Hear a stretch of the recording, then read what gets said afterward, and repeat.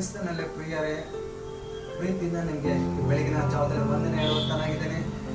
ಈ ಸಂದೇಶ ತರೋದಕ್ಕೆ ಬಹಳ ಇಷ್ಟವುಳ್ಳವನಾಗಿದ್ದೇನೆ, ಸಂತೋಷವುಳ್ಳವನಾಗಿದ್ದೇನೆ. ಕರ್ತನಿಗೆ ಸ್ತೋತ್ರವೇ. ಯೆಹೂಷನ ಬರೆದ ಪತ್ರಿಕೆಯಲ್ಲಿ 1ನೇ ಅಧ್ಯಾಯದಲ್ಲಿ 5ನೇ ವಚನದಿಂದ ಹಿಡಿದು 7ನೇ ವಚನದವರೆಗೂ ನಾವು ಧ್ಯಾನ ಮಾಡುವಂತರಾಗಿರೋಣ. ನನ್ನ ಜೀವಮಾನದೆಲ್ಲ ಒಬ್ಬನು ನಿನ್ನ ಮುಂದೆ ನಿಲ್ಲನು, ನಾನು ಮೋಶೆ ಸಂಗಡಗಿದ್ದ ಹಾಗೆ ನಿನ್ನ ಸಂಗಡದಲ್ಲಿ ಇರುವೆನು. ನಿನ್ನನ್ನು ಕೈ ಬಿಡುವುದಿಲ್ಲ, ತೊರೆಯುವುದಿಲ್ಲ. ಸ್ಥಿರಚಿತ್ತನಾಗಿರೋ, ಧೈರ್ಯದಿಂದಿರು. ಯಾಕೆಂದರೆ ನಾನು ಈ ಜನರ ಪಿತೃಗಳಿಗೆ ಪ್ರಮಾಣ ಮಾಡಿಕೊಟ್ಟ ದೇಶವನ್ನು ಇವರಿಗೆ ನೀನೇ ಸ್ವಾಧೀನಪಡಿಸಬೇಕು. ನನ್ನ ಸೇವಕನಾದ ಮೋಶೆ ನಿನಗೆ ಬೋಧಿಸಿದ ಧರ್ಮೋಪದೇಶವನ್ನೆಲ್ಲ ಕೈಗೊಂಡು ನಡೆಯುವುದರಲ್ಲಿ ಸ್ಥಿರಚಿತ್ತನಾಗಿರೋ, ಪೂರ್ಣ ಧೈರ್ಯದಿಂದಿರೋ. ಅದನ್ನು ಬಿಟ್ಟು ಎಡಕ್ಕಾದರೂ ಬಡಕ್ಕಾದರೂ ಹೋಗಬೇಡ. ಆಗ ನೀನು ಎಲ್ಲಿ ಹೋದರೂ ಕೃತಜ್ಞನಾಗಿರಿ. ಈ ಧರ್ಮಶಾಸ್ತ್ರ ಯಾವಾಗಲೂ ನಿನ್ನ ಬಾಯಲ್ಲಿ ಆಗಲು ಇರಲು ಅದನ್ನು ಧ್ಯಾನಿಸುತ್ತಾ ಅದರಲ್ಲಿ ಬರೆದಿರುವುದನ್ನೆಲ್ಲ ಕೈಗೊಂಡು ನಡಿ. ಆಗ ನಿನ್ನ ಮಾರ್ಗದಲ್ಲಿ ಸಫಲನಾಗಿರಿ. ದೇವರಿಗೆ ಸ್ತೋತ್ರವಲ್ಲಿ. ಮೋಶೆಯ ಸಂಗಡ ಇದೆ ದೇವರು, ಯೆಹೂಷನ ಸಂಗಡ ಇರೋದಕ್ಕೆ ವಾಗ್ದಾನ ದೇವರು ದಯಪಾಲಿಸ್ತಾನೆ. ಆದರೆ ಯೆಹೂಷನ ಸಂಗಡ ದೇವರು ಯೆಹೂಷನಿಗೆ ಒಂದು ಮಾತು ಕೊಡ್ತಾನೆ, ನಾನು ಮೋಶೆ ಜೊತೆಯಲ್ಲಿ ಇರುವಾಗ ನಿನ್ನ ಜೊತೆ ನಾನು ಇರ್ತೇನೆ.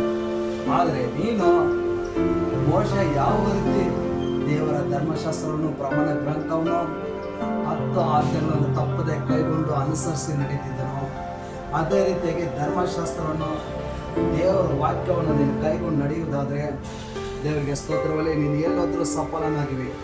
ನೀನು ಕೈ ಬಿಡೋದಿಲ್ಲ, ತೊರೆಯೋದಿಲ್ಲ, ಧೈರ್ಯದಿಂದ್ರು. ಏಕೆಂದರೆ ಪಿತೃಗಳು ಪ್ರಮಾಣ ಮಾಡಿಕೊಟ್ಟ ದೇಶವನ್ನು ನೀನು ಸ್ವಾಧೀನಪಡಿಸಿಕೊಳ್ಬೇಕು. ಹಾಗಾದರೆ ಯೆಹೂಷನು ಆಗಿ ಜೈಲರಿಯುವಂಥ ಕಾನಾನ್ ದೇಶವನ್ನು ಸ್ವಾಧೀನಪಡಿಸಿಕೊಳ್ಬೇಕಾದ್ರೆ ಯೆಹೂಷನು ದೇವರ ಸಮ್ಮುಖದಲ್ಲಿ ಕಾಯುವಂತನಾಗಿರ್ತಾನೆ, ವಾಕ್ಯವನ್ನು ಕೇಳುವಂತನಾಗಿರ್ತಾನೆ, ವಾಕ್ಯವನ್ನು ಅನುಸರಿಸುವಂತನಾಗಿರ್ತಾನೆ. ದೇವರಿಗೆ ಸ್ತೋತ್ರದಲ್ಲಿ. ಧೈರ್ಯದಿಂದ ಇರ್ತಾನೆ, ಅಂಜುವುದಿಲ್ಲ, ಭಯ ಪಡೋದಿಲ್ಲ. ಕರ್ತನಿಗೆ ಸ್ತೋತ್ರದಲ್ಲಿ. ಅವನ ಜೊತೆಯಲ್ಲಿ ಕಾಲೇಬನು ಇರ್ತಾನೆ. ಸ್ತೋತ್ರ. ಇಸ್ರಾಯೇಲ್ ಜನರನ್ನು ನಡೆಸುವಾಗ ಮೇಘ ಸ್ತಂಭದಲ್ಲಿ, ಅಗ್ನಿ ಸ್ತಂಭದಲ್ಲಿ ಪರಲೋಕದ ಮನ್ನ ಕೊಟ್ಟು, ಬಂಡೆಗಳನ್ನು ಸಿಹಿ ನೀರನ್ನು ಕೊಟ್ಟು, ಯಾವ ಕೊರತೆ ಇಲ್ಲದ ರೀತಿಯಲ್ಲಿ ದೇವರು ಇಸ್ರಾಯೇಲ್ ಜನರನ್ನು ನಡೆಸಿದ್ದಾನೆ. ಯೆಹೂಷವನ್ನು ನಡೆಸಿದ್ದಾನೆ, ಮೋಶೆಯನ್ನು ನಡೆಸಿದ್ದಾನೆ. 40 ವರ್ಷಗಳ ಕಾಲ ಸಮುದ್ರ ಅಡ್ಡ ಬಂದಾಗ ಸಮುದ್ರವನ್ನು ದೇವರು ವಿಭಾಗಿಸಿದ್ದಾರೆ. ದೇವರಿಗೆ ಸ್ತೋತ್ರ ಹೋಗಲಿ. ಪರಲೋಕದ ಮನ್ನ ಕೊಟ್ಟಿದ್ದಾರೆ. ದೇವರಿಗೆ ಸ್ತೋತ್ರ. ಕರ್ತನಿಗೆ ಸ್ತೋತ್ರವಾಗಲಿ.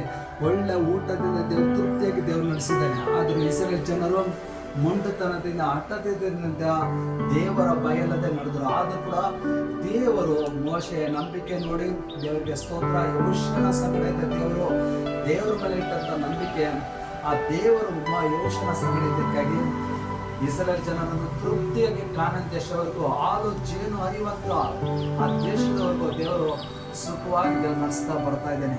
ಸ್ತೋತ್ರವಲ್ಲಿ.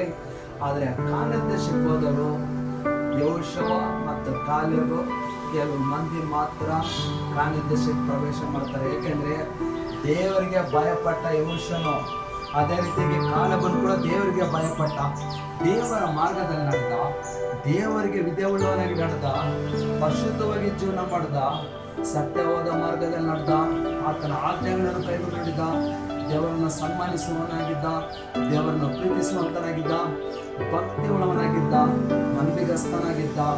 ಅದಕ್ಕೋಸ್ಕರ ಯೆಹೋಶುವನಿಗೆ ದೇವರು ಹಾಲು ಜೇನು ಕಾನಾನ್ ದೇಶಕ್ಕೆ, ವಾಗ್ದಾನ ದೇಶಕ್ಕೆ ಸ್ವಾಧೀನಪಡಿಸಿಕೊಳ್ಳೋದಕ್ಕೆ ಯೆಹೋಶುವನು ತಂದೆ ದೇವರು ನಡೆಸಿದಂತನಾಗಿದ್ದಾನೆ.